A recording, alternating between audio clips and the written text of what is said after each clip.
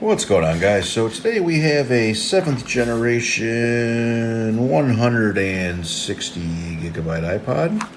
So the deal with this one is it just gets stuck on the restore screen here, nothing else.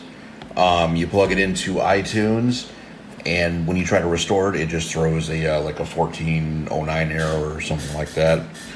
The owner did say that this iPod was modded.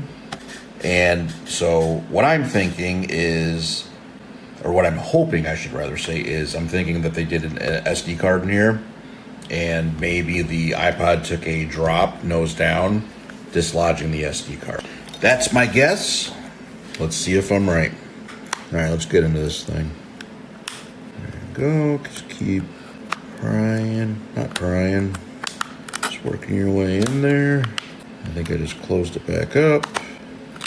Hate when that happens. Roll this guy. Get in there, you little booger. Come on. Come on. Get down here in the bottom. And just keep working your way around till you get it eventually. Alright, we're just gonna do that one there. And I'm gonna grab my other one. And we're gonna double team this guy. Hello, I'm flinging at myself in the process, I guess. And close it up too. Damn it. There we go. There's one side. There's that side. There's that part. Alright, what do we got? Oh, we got a Tarkin board. Sounded like my theory is getting closer and closer to being right. So, Okay, so for those of you that have seen my videos before, you know exactly what I'm going to say next. You want to resist the temptation to open this thing like a book, because what you have sitting right here is the battery, and here the battery cable. And what can happen sometimes if you're not careful, if you open this up, you can actually put pressure on the battery connector, and what can happen is you can rip it off the motherboard. Ask me how I know. In which case you would have to have some pretty good soldering skills, or you would need to replace the motherboard. So we're going to remove this by using a spudger. We're going to hold down on the battery connector.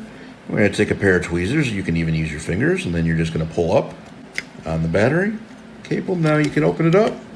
And there it is. She slid out. Watch this. There you go. That was the problem all along. All right, so let's take this up. Let's get this out of here. Come on. Take this tape off. Come on. We're just gonna, there we go. Now we can take this off.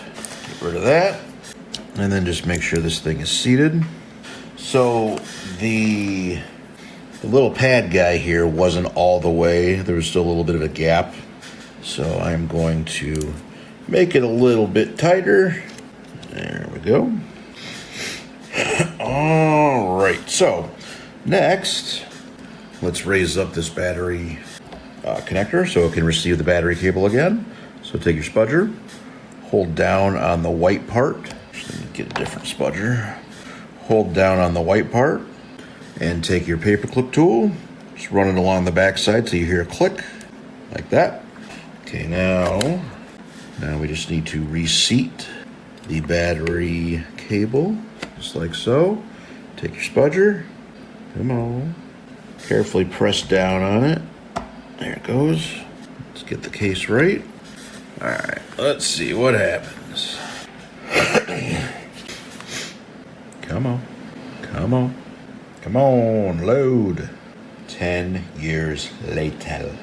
About time. Holy crap. Oh, that makes sense. 25,000 songs. Yeah, that's going to take a hot second to queue up. Okay. So let's just put that thing on the charger just in case.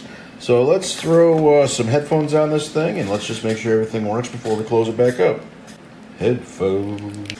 Come on, headphones. Alrighty.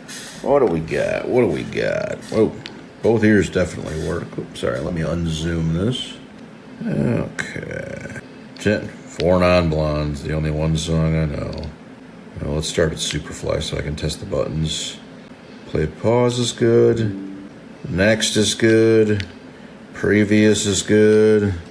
Menu is good. The hold switch is good. All right. Well, everything's looking good. So let's close her up. So I'm gonna leave it playing music. So if I can hear if anything gets pinched or messed up or anything like that. I'm gonna unplug that. See if I can bend this little piece back here for him a little bit. It's kind of bent here. There we go. That'll be all right. That's not too bad. Okay.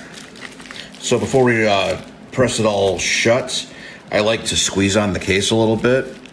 It was a little loose to begin with.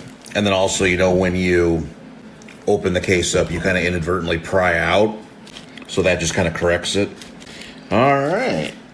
I think we're good to close it up. So there we go. Let's do the shake test. Nothing's jiggling, so we're good there. Scream the top of my lungs. What's going on? Meow. Oh, hell's bells, guys. All right. Well, there's another one.